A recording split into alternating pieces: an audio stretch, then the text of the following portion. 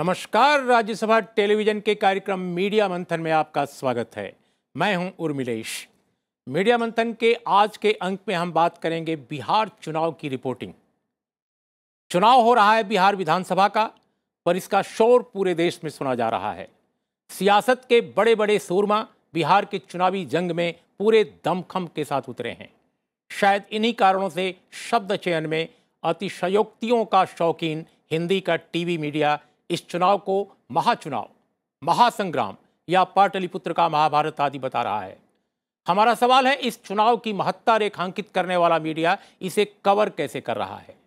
क्या media coverage में बिहार के समाज, उसकी सियासत की जटिल तस्वीर उभर रही है? मीडिया सिर्फ चुनावी रथों पर सवार नेताओं के शब्द जुमलों के पीछे भाग रहा है, या वो समाज के अपने सवालों को भी समझने और पाठकों, दर्शकों को समझाने की कोशिश कर रहा है? मीडिया इस चुनाव को अपनी नजरों से देख रहा है, या नेता उसे जिस तरह दिखाना चाहते हैं सिर्फ उसी तरह देख रहा है? मीडिया मंथन के आज के अंक में हम ऐसे ही कुछ सवालों पर अपने खास मेहमानों से चर्चा करेंगे। हमारे साथ स्टूडियो में मौजूद हैं बिहार के जाने माने पत्रकार अरुण रंजन साहब। हमारे साथ हैं देशबंधु के कार्यकारी संपादक जयशंकर गुप्त, जो लंबे समय तक बिहार कवर कर चुके हैं और अभी हाल में वहां से लौटे हैं। हमारे साथ हैं डॉक्टर मणिंद्र नाथ ठाकुर, जेएनयू में राजनीति शास्त्र के प्रोफेसर हैं, और पटना से वरिष्ठ पत्रकार नवेंदु भी इस चर्चा में शामिल होंगे। शुरुआत जयशंकर, हम आपसे करते हैं बातचीत की। आप अभी हाल ही में पटना से लौटे हैं, बिहार से लौटे हैं। जिस तरह का मीडिया कवरेज इस चुनाव का हो रहा है, हम विजुअल और प्रिंट दोनों की बात कर रहे हैं, जो बिहार की जटिल वास्तविकताएं हैं, क्योंकि चुनाव में सिर्फ चुनाव के नारों, चुनाव के रथों, चुनाव के आह्वानों, रैलियों की ही रिपोर्टिंग नहीं होती है, बल्कि पूरे समाज और पूरे समाज की जटिलताओं की भी रिपोर्टिंग होने का एक मौका होता है। क्या आपको लग रहा है कि इस चुनाव कवरेज में वो चीज़ें आपको दिख रही हैं? चुनाव कवरेज का जो जो जो पूरा एक तौर तरीका है वो कैसा लग रहा है, और पहले से अगर ये बदला है तो क्या बदला है? नहीं, एक तो जो सबसे बड़ा बदलाव दिखाई दे रहा है वो इलेक्ट्रॉनिक मीडिया का जो क्या दखल उसका बढ़ा है, कवरेज भी इसकी बड़ी है। सारे लोग जाके के पटना में कैंप कर रहे हैं, अपने खोल करके सारे जा रहे हैं, फील्ड्स में भी जा रहे हैं। लेकिन जो इमर्ज करना चाहिए बिहार से, जो क्या बिहार का है, कलर क्या है, क्या लोग सोच रहे हैं, क्या उसके अंदर डीप रूटेड जा करके सच्चाई जानने के बजाय वही जैसे आपने कहा ना कि नेताओं के भाषण तो कहीं उनका कहीं ले लिया, और उससे अधिक उठ नहीं पा रहे हैं। और खास तौर से प्रिंट का जो है, मतलब दिल्ली से तो लोग जा भी रहे हैं, कभी बाहर के लोग तो जा रहे हैं, लेकिन हमने देखा कि पटना और वहाँ के लोग जाकर के फील्ड से रिपोर्ट लाने चाहिए, मिलना चाहिए, उसमें कुछ ज़्यादा नहीं हो रहा है। और उसके बावजूद अब जैसे दिल्ली में बैठे हुआ जो मीडिया है, तो उसमें तो कुछ आप समझ में ही नहीं आएगा कि बिहार में है क्या, सिनेरियो क्या है। अब ये आप कह सकते हैं कि साहब ये गठबंधन भारी है, वो गठबंधन भारी है, या वही आंकड़े घुमा फिरा करके कि साहब पिछले चुनाव में ये जीते थे, उन्होंने इतने वोट से हराया, या इस बार जो है इतने जाति के लोग यहाँ हैं, इतने जाति के लोग यहाँ हैं, और इनके बीच में मुकाबला, मतलब इससे उठ नहीं पा रहा, ऊपर नहीं उठ रहा है। जो इशूज़ क्या हैं, जो इमर्ज क्या कर रहे हैं इशूज़, उन पर फोकस करने के बजाय, अच्छा इशूज़ भी जो इमर्ज करवा रहे हैं तो हम अपने ढंग से कर रहे हैं, मतलब मीडिया अपना इशू अलग से इमर्ज करवा रहा है, जो वहाँ का इशू है वो सामने नहीं आ रहा है। मणिंद्र जी, बिहार की जब भी बात होती है, और चुनाव तो वो बहुत ही संगीन मौका है, जब ये बात हो तो बात हमेशा जाति पर चली जाती है। ऐसा लगता है कि इस महादेश में जाति और कहीं नहीं है, सिर्फ बिहार में है। क्या ये बिहार के बारे में यह जो एक प्रोजेक्शन है कि केवल वहाँ जात पात का मामला है और कुछ नहीं है, एक सोशियोलॉजिस्ट के रूप में, एक पॉलिटिकल साइंटिस्ट के रूप में, और मीडिया कवरेज का जो एक बिंब आपके दिमाग में उभरता है, आप भी बिहार से अभी हाल में लौटे हैं, क्या आपका कहना है इस बारे में? उनमें से मुझे लगता है कि बिहार में जातियों के अलावा भी बहुत कुछ है। एक बात एज पॉलिटिकल साइंटिस्ट जो हम लोग अभी समझ रहे हैं, और हमारे रिसर्चर्स अभी बिहार में घूम रहे हैं, जो हमें रिपोर्ट कर रहे हैं, वो रिपोर्ट मीडिया रिपोर्ट से बहुत अलग है। वो कह रहे हैं कि यहाँ जातियों के अंदर जातियाँ हैं, जातियों के उपजातियों के अंदर क्लास हैं, हर जाति उपजाति के अंदर एक नया वर्ग उभर रहा है जो नई चीज़ों को डिमांड कर रहा है। हर जाति के अंदर नया यूथ है जो कह रहा है कि हमें कुछ और चाहिए। इन चीज़ों को मीडिया पकड़ नहीं पा रही है। मीडिया हमें कोई भी ट्रेंड इस वक्त नहीं दे पा रही है जिससे अगले 5 साल तक हम समझ सकें कि बिहार के समाज में क्या परिवर्तन हुआ है और होने वाला है। जो इमर्जिंग ट्रेंड्स हैं वो बिल्कुल समझ में नहीं आते हैं। मैं एक उदाहरण आपको बताऊंगा। हमारा एक छात्र है जो काम कर रहा है दलित राजनीति के ऊपर कि क्या भविष्य में बिहार में ऑटोनमस दलित पॉलिटिक्स इमर्ज करेगा। ये एक बहुत अहम मुद्दा है। आपको इंडिकेशन दिख रहा होगा कि भाई 2 दलित नेता अभी सबसे कद्दावर हो गए हैं। बोचहा एक सीट है, वहाँ हमारा एक छात्र काम कर रहा है इस वक्त। वहाँ एक सुनीता कुमार पासवान है जिसने रामविलास पासवान के खिलाफ एक जिहाद छेड़ा हुआ है कि पासवान कम्युनिटी किसी का गुलाम नहीं है, आप पासवानों के बीच में टिकट दें और डेमोक्रेटिक डिस्ट्रीब्यूशन ऑफ टिकट हो। ये एक बड़ा अहम मुद्दा उभर के आया है, लेकिन मीडिया ने कहीं रिपोर्ट नहीं किया। हम समझना चाहते हैं और दर्शक भी समझना चाहता होगा कि 1931 के बाद जाति जनगणना हुई नहीं ठीक से, और अभी अगर हुई भी है कोई सैंपल सर्वे या किसी भी तरह का सामाजिक आर्थिक जाति सर्वे जो जाहिर है 2011 की आम जनगणना के बाद हुआ होगा, उसके भी आंकड़े हमारे सामने नहीं हैं। ऐसे में मीडिया जो अंदाज एक लगाता है कि ये जाति इतनी है, वो जाति इतनी है, ये जो इतना मीडिया अपना समय खर्च करता है, इतनी सारी ऊर्जा उसमें लगाता है, जबकि उसके पास वास्तविक आंकड़े नहीं हैं, और उन आंकड़ों के लिए वो कभी दबाव भी नहीं डालता, उसके बारे में भी वो रिपोर्टिंग नहीं करता। लेकिन ये क्यों उभर आता है कि ये जातियां, वो जातियां, सारी जातियां? मुझे लगता है सतही तौर पर रिपोर्टिंग करने का ये परिणाम है। यदि नीचे जाकर सही मायने में लोगों से बातचीत करके रिपोर्ट लाएं तो चीज़ें और भी लोगों को समझ में आएंगी। यदि जातियों के आंकड़ों पर ही सब कुछ होता, ऐसा कैसे होता है कि एक चुनाव में एक रिजल्ट आ रहा है, दूसरे चुनाव में बिल्कुल दूसरा रिजल्ट आ रहा है? यदि जातियाँ इतनी फिक्स्ड हैं, उनके वोट पैटर्न यदि फिक्स्ड हैं, ऐसा कैसे होता है? आप देखें, कोई कवर कर रहा था एक मेरा छात्र यादवों की एक मीटिंग को जी, वहाँ जो अंदर रिसेंटमेंट था वो किसी मीडिया में रिपोर्टेड नहीं है। ये एक बड़ी खबर है मेरे ख्याल से कि पूरे बिहार में यदि आप यूथ से बात करें, वो साफ कहते हैं कि हम जाति से परे जाकर वोट करना चाहते हैं, हम कैंडिडेट्स को परखना चाहते हैं, समझना चाहते हैं, हम मुद्दों को उठाना चाहते हैं। हमारे मुद्दे क्या हैं? जैसे आप देखें, सबसे बड़ा मुद्दा हमें जो घूमते वक्त लगा बिहार में, वो एजुकेशन का मुद्दा था। लेकिन अरुण रंजन, आप लंबे समय तक बिहार को कवर करते रहे, बहुत नज़दीक से देखते रहे हैं।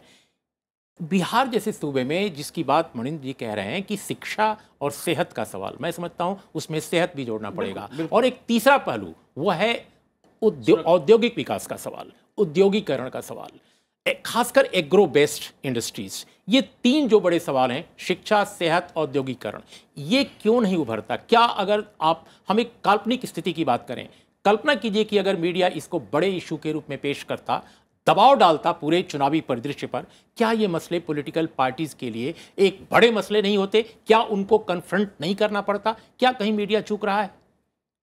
देखिए, मीडिया तो बाद में आएगा, पहले क्या है वहाँ पिछले 20-25 साल में सेहत आपने कहा, तो वो सेहत के लिए पूरे बिहार के लोग एक तरह से महानगरों पर डिपेंड करते हैं। एम्स एक सिंबल है उस तरह के, क्योंकि वहाँ पर इंस्टीट्यूशंस जितने हैं, थाना से लेके अस्पताल से लेके शिक्षण संस्थान तक, विभिन्न मुख्यमंत्रियों के कार्यकाल में बिल्कुल चूर चूर कर दिया गया। उसके बाद उन कार्यकालों के खिलाफ में दूसरे लोग आए, उन्होंने कहा कि हमने इसको दुरुस्त कर दिया है। तो पटना में कोई लाइब्रेरी है क्या? पटना में कोई ऐसा अस्पताल है क्या? कोई नेता अपने लोगों को वहाँ भेजेगा क्या? ये जो जितनी संस्थाएं, समाज शास्त्र वाली बड़ी बड़ी संस्थाएं हैं, सारा हमने जो देखा कि सारी संस्थाओं को वहाँ चकनाचूर कर दिया गया है और वो अपना कार्य छोड़ चुकी हैं। लाखों संस्थाएं इस तरह से नष्ट कर दी गई हैं जिनका कोई पुनर्निर्माण करना किसी भी नेता के प्राथमिकता में नहीं है, कुछ एक केंद्रीय बात करना। लेकिन हम वही समझना चाहते हैं कि राजनीतिक नेताओं का जो सवाल है वो तो बाद में हम डिस्कस कर सकते हैं अलग फोरम पर, लेकिन मीडिया इनको क्यों नहीं प्राथमिकता देता? तो मीडिया क्या इस चकनाचूर करने वाले अभियान से अलग है? मीडिया को भी तो चूर चूर किया गया है। इसके पहले वाली सरकार में मीडिया क्या था? भयानक कैप्टिव। जी, नवेंदु, आप हमारी बात सुन रहे हैं। हम ये समझना चाहते हैं कि आखिर वो कौन स्थितियां हैं जिसकी वजह से बिहार की जनता के सबसे प्राथमिक सरोकार, सबसे बुनियादी मुद्दे जो शिक्षा के हैं, जो सेहत के हैं, जो औद्योगिक विकास के हैं, वो मीडिया में जगह नहीं पाते, वो बड़ी हेडलाइंस नहीं पाते। और बीफ का सवाल और इस तरह के और ऐसे प्रश्न जो दरअसल चुनाव के मुद्दे हो ही नहीं सकते, वो बड़े मुद्दे बन जाते हैं। देखिए उर्मिलेश जी, बात बिल्कुल साफ है। अगर चुनावी कवरेज की बात करें मीडिया के मद्देनजर, तो एक शुरू से जो बिहार के चुनाव में देखा जा रहा है कि नेशनल मीडिया और फिर जो रीजनल मीडिया, इन दोनों के दो तरह के टोन रहे हैं। नेशनल मीडिया जैसे शुरू से ही ये मान के चलता रहा हो कि बिहार यानी कि एक जातिवादी प्रदेश और बिहार में चुनाव हो रहा है तो जातीय आधार पर होगा। तो मैं आपको बताऊं कि मैंने लगातार ऑब्जर्व किया जो टेलीविजन पर भी और फिर नेशनल टेलीविजन या नेशनल जो न्यूज़पेपर्स हैं उनको मैंने देखा तो इस तरीके से बात आ रही थी कि शुरू आगाज जैसे ही चुनाव का हुआ तो कई चैनलों पर यह चलने लगा बजाबते कि किस जातियों के कितने वोट हैं और उन जातियों के वोट के आधार पर किस दल की क्या बढ़त मिलेगी। तो शुरू ही किया गया जातीय नजरिए से। तो ये मीडिया का एक नजरिया है जो बिहार के साथ शुरू से रहा है, मुझे लग रहा है नेशनल मीडिया का, और इस चुनाव में वह भारी पड़ा। या फिर यूं कहें कि जो राष्ट्रीय दल चुनाव लड़ रहे हैं उनको कहीं न कहीं मदद करता हुआ भी देखा गया। मैंने इस नजरिए ने उनको मदद किया एक तरह से कहें तो। अब जैसे देखिए, अब बिहार में जब चुनाव अब शुरू हुआ तो एक तो है कि बुलेटिन्स तक जो टेलीविजन पर आ रहे थे, मैं नाम नहीं लूंगा क्योंकि एक आध चैनल नहीं है, तो बुलेटिन्स में बजाबते ये वर्गीकरण करके बताया जा रहा था जैसे शब्द हम लोग पहले, हमें याद है कि हम लोग, अरुण रंजन जी बैठे हुए हैं वहां, जयशंकर जी बैठे हुए, आप हैं, कि अखबारों में हम लोग जातियों का नाम लेना भी परहेज करते थे। लेकिन बजाबते टेलीविजन चैनल्स पर नेशनल मीडिया में इस तरह से आता रहा कि कुर्मी वोट कितना, यादव वोट कितना, कलवार वोट कितना, ततमा वोट कितना, भूमिहार वोट कितना।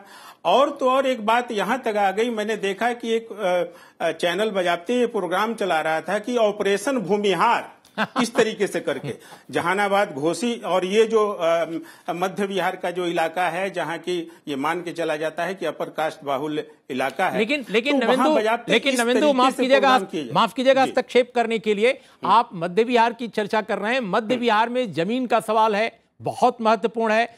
मध्य बिहार में अब इस समय तो हत्याकांड उस तरह से नहीं हो रहे हैं, लेकिन लक्ष्मणपुर बाथे से लेकर शंकर बिगहा का सवाल है जहां कानून से भी बहुत सारी ऐसी पेचीदगियां पैदा हुई हैं जो लगातार सुर्खियों में रही, चर्चा में रही। वो सवाल इस चुनाव में मीडिया ने नहीं उठाए, लेकिन उन्होंने, आप जो कह रहे हैं जिन जातियों का जिक्र कर रहे हैं उन जातियों का सवाल उठा दिया, ऑपरेशन उनके बारे में बता दिया कि ऑपरेशन क्या है उनका।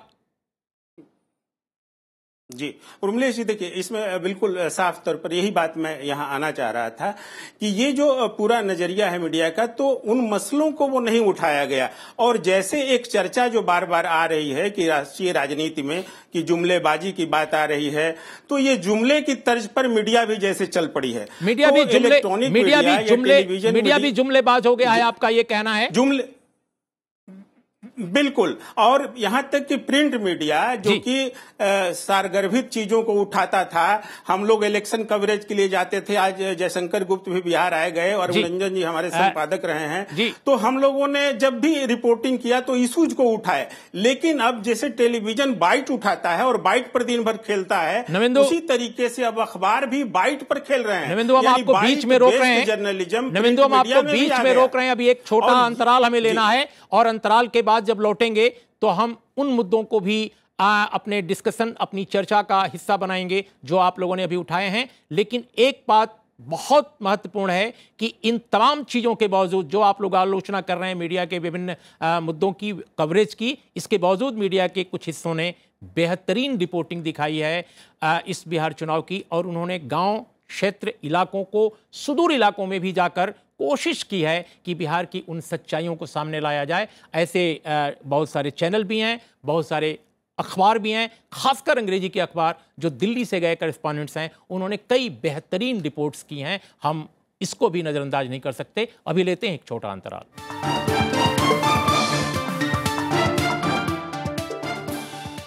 मीडिया मंथन की आज की चर्चा में आपका एक बार फिर स्वागत है। आज हम बात कर रहे हैं बिहार में चुनाव जो हो रहे हैं उसकी कैसे रिपोर्टिंग हो रही है, रिपोर्टिंग बिहार इलेक्शंस। एक सवाल जयशंकर जी, अभी जैसे हमने रिपोर्ट्स में भी देखा, खासकर एनडीटीवी इंडिया ने गांवों में, कस्बों में, खासकर छात्राओं के बारे में जो रिपोर्ट्स की कि कैसे बिहार का देहात, बिहार के कस्बा, बिहार के शहर बदल रहे हैं। बच्ची और स्कूटर, झुंड के मोटरसाइकिल झुंड चला रही है, चलती हुई लड़कियां साइकिलों साइकिल पर, पे जा रही हैं। और कैसे इस पूरे एक बड़े फैसले ने कैसे चीजों को बदला है। मेरा ये कहना है कि आप बिहार के बदलते चेहरे को हमारा मीडिया नहीं दिखा पा रहा है जी, वो उसको दिखाना चाहिए, वही मेरा कहना है। सड़कें बदली हैं, उसमें शहरों में भी थोड़ा चेंज आया है, अगर गड़बड़ियां हैं तो उसको भी सामने लाओ। अब देखिए, पटना में गांधी सेतु पिछले कई वर्षों से अपंग पड़ा हुआ है, उसका आधा हिस्सा जर्जर हो चुका है, बहुत ही बुरा हाल है, लेकिन मीडिया ने कभी उसको इशू नहीं बनाया। पटना के मीडिया ने भी नहीं बनाया, और नेशनल मीडिया तो खैर उसको सवाल ही नहीं है। चुनाव में भी वो इशू नहीं बन पाया। बीफ पर आप चर्चा कर लेते हैं, लेकिन दाल आज अगर 180 रुपये या 200 रुपये किलो मिल रही है, इसको इशू नहीं बनाना, तो मीडिया बना रहा है ना हमारे राजनीतिक बना रहे हैं। तो ये सारी चीज़ें हैं। हाँ ठीक है, रवीश कुमार की रिपोर्ट है, कहीं संगीता तिवारी भी अच्छा कर रही हैं जाकर के, यार इंडियन एक्सप्रेस वाले भी कर रहे हैं। एक दूसरा चीज़ और आ रहा है, एक जो मीडिया का हमारा जो जातिवादी पूर्वाग्रह है वो भी सामने खुल करके आ रहा। अब एक दिन हमको बैठ करके, हम जब पटना में थे तो हमारे मित्र ने चैनलों को सर्फिंग करना शुरू किया, और जो जिन रिपोर्टरों के नाम आ रहे थे और जो एंकर बैठे हुए थे, कहा कि आप इन लोगों को सिर्फ नाम पढ़ते चले जाइए। बिहार के अखबार हों, चाहे दिल्ली के अखबार हों, टेलीविजन चैनल्स हों, आमतौर पे एक आवाज उभरती है कि एक जो अलायंस है वो कुछ जातिवादी राजनीति का अलायंस है मानो, और दूसरा जो है विकासवादी राजनीति का अलायंस है। ये जो एक मीडिया का जो एक सोच है, इसको एक जर्नलिस्ट के तौर पे जो लंबे समय तक बिहार कवर कर चुका हो, आप पटना में बैठे हैं, आप कैसे देखते हैं? नहीं उर्मिलेश जी, देखिए बिल्कुल साफ बात है, और ये कोई नजरिया नहीं है कि एक गठबंधन जातिवादी आधारित है, दूसरा विकास आधारित है। दरअसल देखिए, समझने की यही बात है, मीडिया ने क्या किया, जैसे पार्टियों ने, यानी कि एनडीए और महागठबंधन दोनों, जो राष्ट्रीय दल है उसने ही एजेंडा सेट नहीं किया, मीडिया कहीं न कहीं उससे भी प्रभावित हुआ, और मीडिया भी कोई अपना एजेंडा नहीं सेट कर सका, खासतौर पर बिहार का मीडिया, इसलिए कि बिहार का बदलाव यहाँ का मीडिया देखता रहा है, बिहार का विकास भी मीडिया देखता रहा। फिर मैं कहूंगा, लेकिन क्यों नहीं उठाया? मैं वही कहना चाह रहा हूं कि कहीं न कहीं मीडिया जो है वह राष्ट्रीय दलों से प्रभावित हुआ है इस चुनाव में, इसलिए उस सवाल को नहीं उठाया। मीडिया के अंदर जो एक जयशंकर जी भी कह रहे हैं कि मीडिया के अंदर से भी कास्ट बायसेज उभरती हैं, क्या ऐसा है? बिल्कुल है, ये स्वाभाविक है, ऐसा होना, ऐसा पहले भी होता रहा है, और एक्चुअल बैलेंस नहीं है, बहुत तरह का चीज़ नहीं है। मीडिया सबसे ज़्यादा आरक्षण और तमाम सवालें उठाती हैं अपने को छोड़ के, तो वो तो शुरू से ही रहा है अपने को छोड़कर। जी हाँ, उसमें देखिए उर्मिलेश जी, ऐसा है कि कुछ गहरे कारण हैं जिस टॉपिक पर अभी आप बात कर रहे हैं। पहला, भारतीय मीडिया के मुख्य धारा की एजेंडा में गांव नहीं है, कस्बा क्राइम के लिए है, मुजफ्फरनगर या इसको हम लोग याद करते हैं क्राइम के लिए। पहली बात तो ये है। दूसरा, भारतीय पत्रकारिता का जो इधर 15 साल है, उस 15 साल में पत्रकारिता के अंदर एडिटर का इंस्टीट्यूशन, रिपोर्टिंग का इंस्टीट्यूशन खत्म हो चुका है, ध्वस्त हो चुका है। अब ये पूरा का पूरा एक डेस्क के इंस्टीट्यूशन से पूरी की पूरी पत्रकारिता को चलाया जा रहा है, तो उसका असर बिहार में भी है। जबकि बिहार और बिहार में काम करने वाले लोग, पत्रकारिता का एक तरह से कहिए वो रोडेशिया और वियतनाम टाइप का ज़बरदस्त जगह रहा है अपने समय में, तो वो सब चीज़ अब नहीं है, और इसलिए ऐसा है। मनीष जी, ये जो एक पहलू उभर के आता है, जो अभी अरुण जी कह रहे हैं कि हम चूँकि ज़मीन पर जाते नहीं, और ज़मीन पर जाते भी हैं तो हमारे आग्रह पूर्वाग्रह काम करते हैं, और इन दिनों तो कई बार एडिटर्स, कई बार सियासतदान, कई बार सेलिब्रिटीज़ बहुत सारी चीज़ें ट्विटर पर भेज देते हैं, और कई बार मीडिया और खासकर रिपोर्टर्स ट्विटर पर दी गई सामग्री, सोशल मीडिया में उछाली गई चीज़, उसी को फॉलो करते रहते हैं। क्या बिहार चुनाव में यह भी एक त्रासदी देखने को मिली? बिल्कुल, मुझे लगता है दो बातें हैं। पहली बात तो है कि हम वहाँ जा पाते हैं कि नहीं, चीज़ें कलेक्ट कर पाते हैं कि नहीं। दूसरी बात है कि हम चाहते हैं कि नहीं उसको सामने रखें। दोनों बातें हो सकती हैं। मेरे ख्याल से एक आलस है मीडिया में, लोग मेहनत करके जो पहले फैक्ट कलेक्ट करते थे वो ख़त्म हो गया है। जो लोकल लेवल के मीडिया कर्मी हैं उन लोगों को प्रॉपर कोई रिसोर्स नहीं है। मैंने देखा है उन लोगों को कैंडिडेट्स के यहाँ आके बैठ के कहते हुए कि मुझे रिपोर्टिंग के लिए पैसे दे दो ताकि मैं फैक्स कर सकूं, इसके लिए पैसे दे दो। ये मैंने देखा है, व्यक्तिगत तौर पे देखा है। और दूसरी बात ये भी है कि जो मीडिया का इंटरेस्ट अभी इन्वॉल्व हुआ है पॉलिटिक्स के साथ, उसमें शायद ये इच्छा भी खत्म हो गई है। ये इंटेंशन का भी एक मामला है कि मीडिया शायद ये इंटेंशन अब नहीं रख रहा है कि सत्य का को उजागर करना उनके ड्यूटी का पार्ट है। मेरे ख्याल से ये एक बड़ी परेशानी हो रही है। कितनी बड़ी क्षति हुई है उसको हम 1 मिनट में बोलना चाहेंगे। हर कंस्टिट्यूंसी, एमएलए कंस्टिट्यूंसी के 4-5 अपने लोकल मुद्दे हैं जो चुनाव में 50% डिसीजन करते हैं। तो ये जो राष्ट्रीय लेवल और लोकल क्षेत्रीय लेवल का जो द्वंद्व है, नरेंद्र मोदी जी का और सुशील और ये लालू और नीतीश का, इसमें आप 240 से ऊपर कंस्टिट्यूंसी में 1000 मुद्दा जो है दफन हो गया है। बिल्कुल लोकल मुद्दा हमारे लिए बड़ा का बहुत बड़ा एक नरसंहार हुआ है लोकल मुद्दों का। और हमारे लिए जो रिसर्च स्कॉलर्स हैं उनके लिए बड़ी परेशानी है। सवाल इस बात का है, जैसे आप लोकल मुद्दों की बात कर रहे हैं, बिहार के कई ऐसे इलाके हैं, ज्यादातर इलाके जहां सुखाड़ की स्थिति है। बिल्कुल बिहार अभी भी जल संसाधन के क्षेत्र में बहुत रिच प्रदेश है, बल्कि यूं कहा जाए कि वाटर सरप्लस स्टेट है। उसका क्या प्रबंधन हो, क्योंकि प्रबंधन उसका नहीं ठीक से है। बहुत सारी प्रॉब्लम सुखाड़ के दिनों में इसलिए भी हो रही हैं।